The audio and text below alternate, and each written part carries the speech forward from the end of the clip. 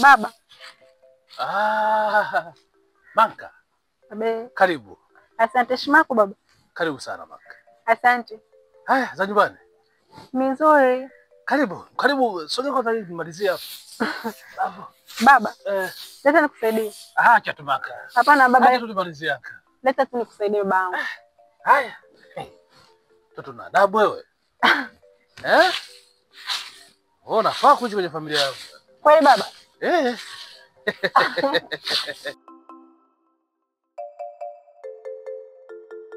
Baba. Kwani Kadagaa imemkuta?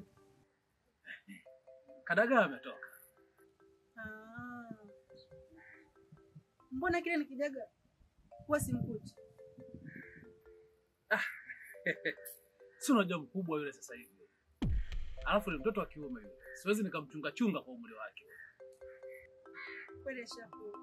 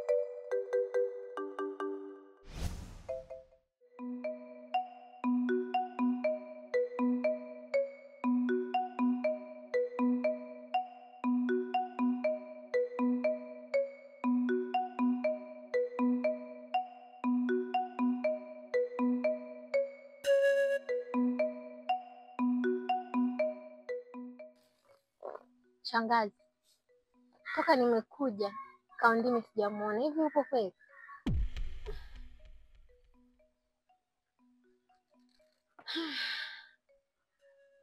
Na hilo ndio linalonyima raha.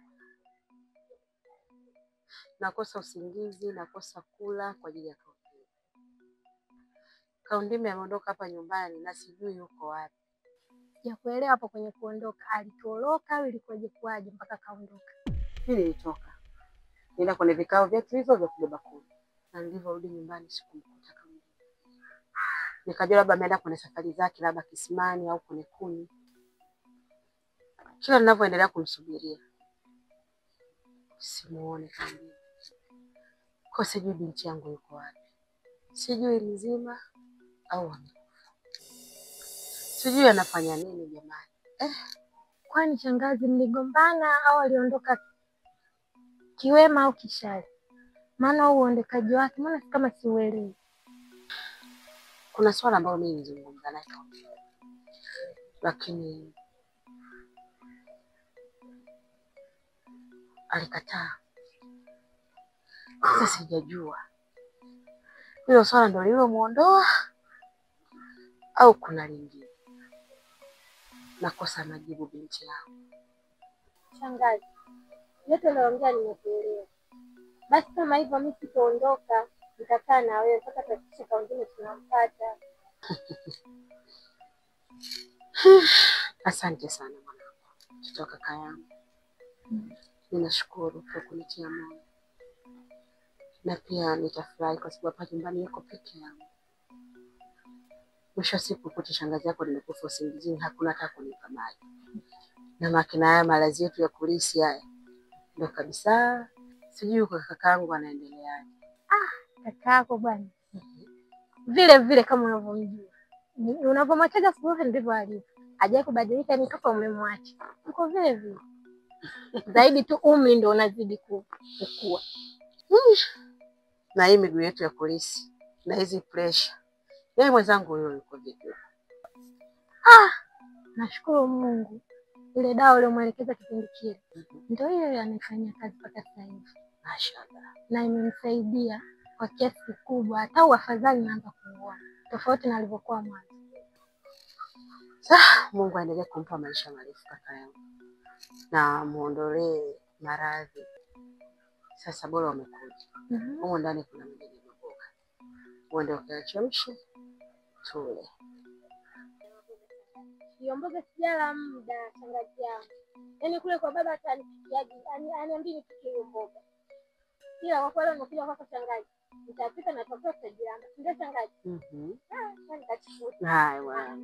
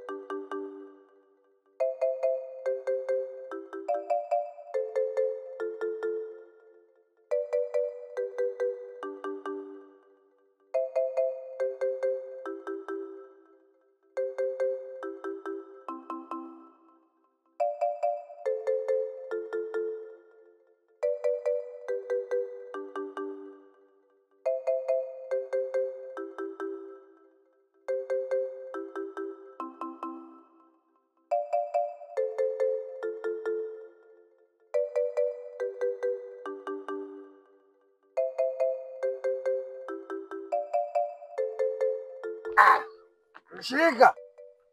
Mshirika. Afadhali nimekuona. Nivushe.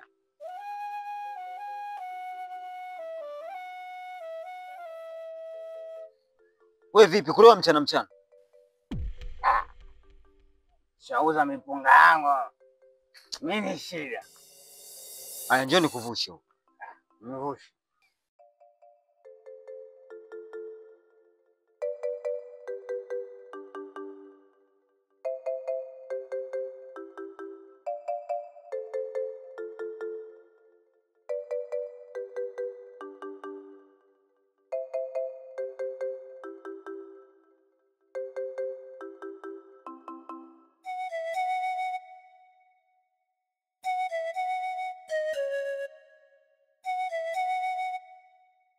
Heshima yako dada mkuu.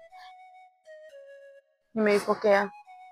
Ni bora hata nimekutana na wewe hapa. Maana huu mguu ulikuwa unakuja kwangu. Kwangu? Mkuu kakuagiza au? Hapana, sijaagizwa. Ila nilikuwa nahitaji tuongee na Ngosha. Tukiwa wote watatu. Maana siku hizi simuelewi kabisa Ngosha. Hataki kabisa kushirikiana na mimi. Labda ukimuelewesha wewe anaweza kukuelewa. Vipi kwani? Mmekosana na Ngosha? Hapana. Wala hatujagombana. Ila kwa maelezo yake anasema alikuja nyumbani. Na baada ya kuja nyumbani alimkuta baba yangu. Lakini hakumsalimia, alikuwa anamuuliza tu maswali. Kwa hiyo mzee alipatwa na hasira.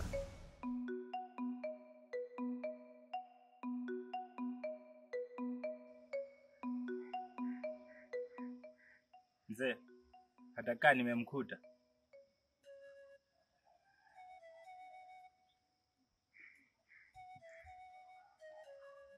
Wewe mzee, tuseme unisikie au nakuuliza hatakaa nimemkuta.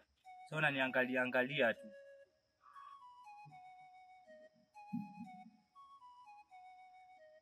Sema mengine mimi naweza nikalifyata gola kabisa. Mimi nakuuliza hatakaa nimemkuta unaniangalia tu. Au nadhani mimi naogopa hayo mailizi yako na hilo linani ulovaa hapo.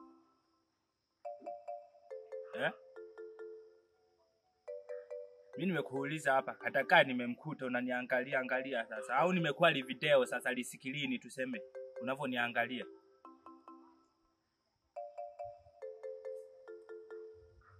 Hapo sasa sikao ukijua sikuogopi labda. Au nadhani nikiangalia hayo nadhani nakuogopa mimi. Sikuogopi. Mimi nina uwezo wa kufanya chochote hata kukufyata gola sasa hivi maafimbo mimi. Maana kuuliza unaniangalia tu.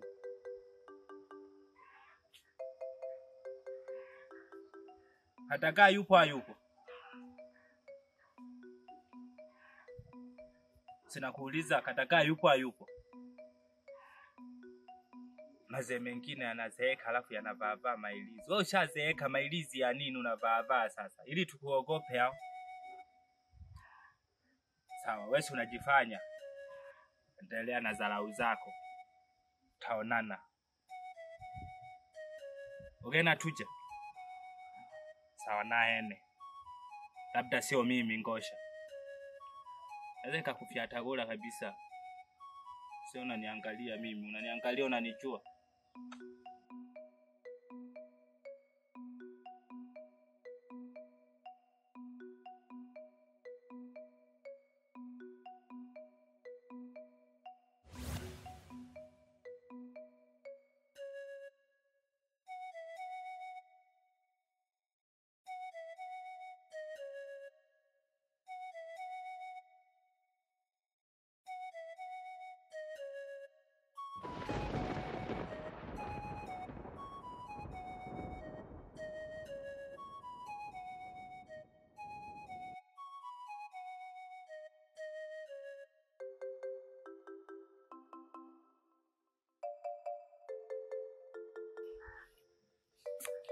Seme baba.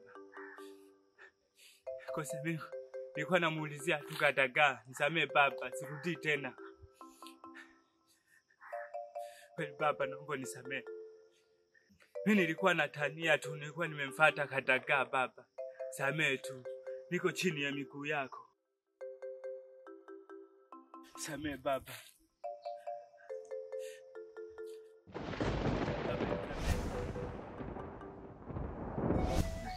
jinsi ilivyokuwa. Ama kweli mkuu Kikoti alipatwa na hasira mpaka kufikia hatua kama hiyo. Kwake yeye sio rahisi kufanya hivyo. Lakini mimi nilishaongea na baba na alishamsamehe kabisa, na hawazi tena kuhusu haya maswala. Sawa, lakini walikuwa wanatakaje? Cha msingi hapa mimi naona tukaongee na Ngosha, asiwe na wasiwasi kabisa, na tuendelee na urafiki wetu kama mwanzo. Hata hivyo nimemwacha nyumbani, twende tukazungumze naye.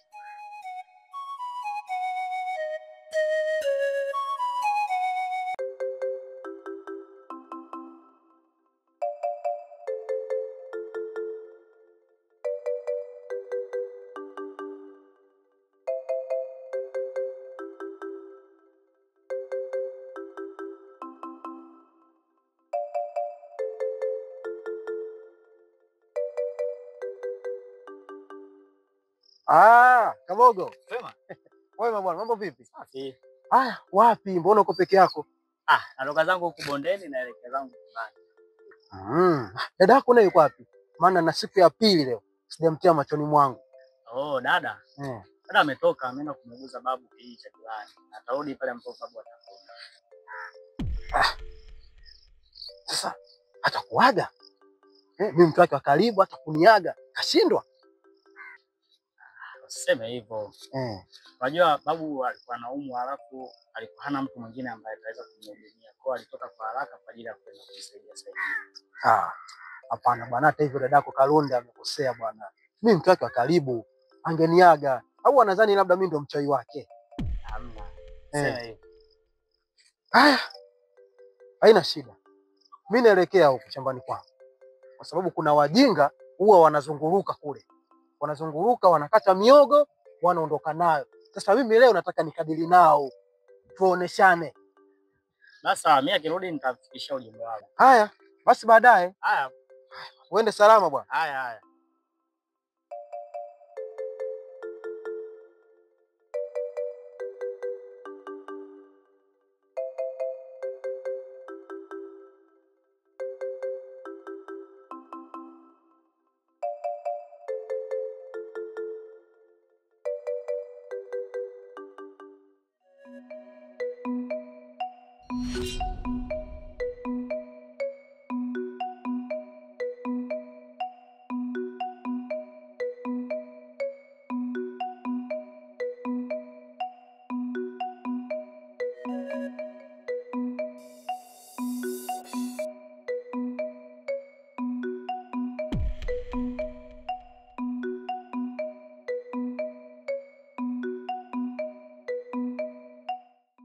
Ngosha mdogo wangu,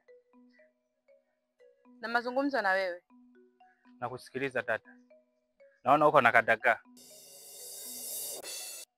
Alafu kadagaa. Basi nishakwambia sitaki kabisa mazoea. Naona kabisa umeanza kumsogelea dada yangu. Ngosha mdogo wangu, kadagaa hana shida yoyote. Anataka tu muelewane, tofauti zenu ziishe. Dada, kadagaa hana shida kivipi? Mimi nishasema sitaki naye mazoea. Babake ni mchawi. Na mimi niwe na marafiki babao wachawi, mimi alafu sio mchawi. Mdogo wangu, kadagaa hana shida yoyote. Mimi ninachotaka tofauti zenu ziishe na msiendelee kuishi hivyo ambavyo mnaishi. Na babake unasema mchawi sio mchawi. Ila ni kijiji hiki, ni wazee wa zamani walikuwa wanatumia sura ya mtu kwenda kufanya matukio. Yule mzee wa watu sio mchawi kabisa. Na hilo huyu mwenyewe kajidhibitishia. Kasema naomba nikaongee na ndugu yangu. Wazee wa zamani sana ndio kwa wanafanya hiyo tabia. Wanaweza kuchukua sura ya mtu na wanaweza kuchukua hata sura yako. Wakaja kwangu mimi kama mchawi. Na mimi nikaamini kama wale ni wachawi. Alafu dada, mbona kama wewe unaongea sana? Hapana mdogo wangu. Unajua kabisa mimi siwezi nikakudanganya wewe. Na kunyosha njia ile sahihi kabisa. Na hichi ninachokwambia sio kwamba mimi ndo nimeanza kuongea. Walianza kuongea wazee wetu zamani. Hata hilo kadagaa unalijua. Wewe kadagaa, kwani usimwambie mwenzio? Dada mkubwa, mimi Ngosha nishaongea naye sana. Nishamuelekeza kwa kina sana kuhusu haya maswala, lakini amekuwa mgumu kunielewa. na ndio maana nikatumia hekima na busara kukufuata wewe ili tuongee naye kwa pamoja. Ngosha rafiki yangu, unajua ni kiasi gani ambavyo mimi nakupenda na kukuthamini kama rafiki yangu, na nilishakwambia urafiki wetu ni zaidi ya ndugu. Sasa kwa nini tugombane kwa mambo ambayo hayapo? Hebu jaribu kumuelewa hata dada mkubwa anachokuambia. Haya mambo yapo na sio kipindi hiki tu, yalikuwepo toka enzi hizo za mababu zetu. Hebu jaribu kuelewa basi, wewe mtoto wa kiume, kwa nini mambo madogo unayofanya yanakuwa makubwa? Alafu mdogo wangu Ngosha, sikiliza nikwambie. Marehemu baba yetu na baba yake Kadagaa walikuwaga ni marafiki tena zaidi ya ndugu hapa kijijini. Walikuwa wanasaidiana mambo mengi. Usitaki kuniambia mzimu wa baba ukija hapa utakuadhibu vikali sana, kwa sababu haipaswi wewe umchukie Kadagaa kiasi hicho. Kwa sababu tu babake kafanya vile. Na yule sio babake kama nilivyokuambia hapo mwanzo. Ni mtu tu anavaa sura, anakuja kwa muonekano wa babake huyu. Anakutishia wewe. Inatakiwa hiyo hali uizoee hapa kijijini. Japokuwa ilishakaliwaga kikao na hiyo hali ikaisha. Mbona kama mnaongea hapa mtaka kunifokea vile? Hapana. Mtakubaliana hapa. Lakini inapaswa uelewe kwamba katika kijiji chetu tunavyoishi, mienendo yake, tamaduni zake, inatakiwa uelewe. Sawa, mimi nimekubali kama nyinyi mnavyotaka. Ilo ukirudia tena kabisa sitaki mazoea na wewe. Kwa sababu amelizia na katamka kwa kinywa chake, tuendelee na urafiki wetu. Hilo mimi nadhani halina shida na hamna haja tena ya marumbano. Mimi nimefurahi sana kikweli kwa kunisamehe na kuruhusu maisha mengine yaendelee. Na huo ndio wanaume unaotakiwa. Haya, twende kazini njaa. Kadagaa, unaonaje sasa leo tukavue samaki? Na ndio maana huwa nakukumbuka sana rafiki yangu, kwa sababu nikiwa na wewe huwa tunapiga kazi nyingi tofauti tofauti. Basi mimi nadhani hakuna kilichoharibika. Si, twende tuelekee. Yaani mimi nimetoa baraka zote. Kama umemsamehe mwenzio, nimetoa baraka zote. Hata mzimu wa baba huko juu utakuwa unasikia yote haya ambayo naongea. Yote yako sahihi. Sana wewe bonge, si ulikuwa unaenda huko unaenda wapi?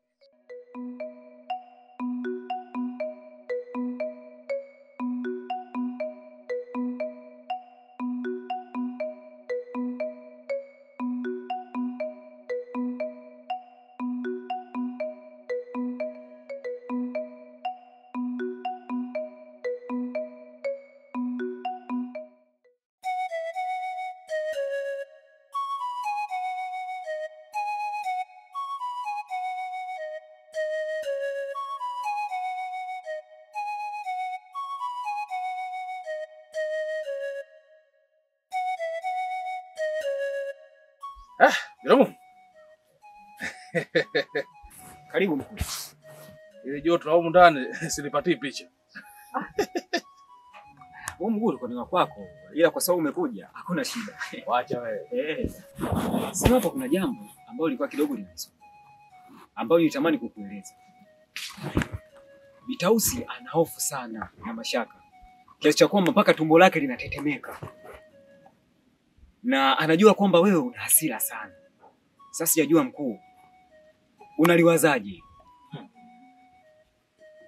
Unajua hili swala, naona yule binti analichukulia kama masihala. Anachukua masihala. Sasa asipojiangalia nitampoteza. Na ukamwambia kabisa Bitausi. Unajua mimi nashinda kuelewa. Huyu Bitausi mimi nimeongea naye kwa kina sana, tumeelewana.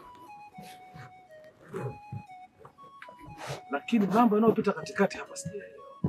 Maana siku ile binti akutana na Kadagaa na mjibu vibaya. Anamjibu ovyo. Yeye ni nani yule? Biramu. Naam. Wanajifanya wanijue. Na anahisi wewe una hasira sana kuhusu lile jambo la Kaundimbe na Kadagaa. Sasa sijajua mkuu, wewe unalifikiriaje? Si unajua mimi kote nipo. Asipojiangalia jina la Kaundimbe litapotea kwenye kijiji. Mkuu sijali. Kama wakiwa hajakaa katika njia katika mwelekeo, utawafanya ombazigwa muliro wakiwa muliro. Na hii itakuwa muliro kweli.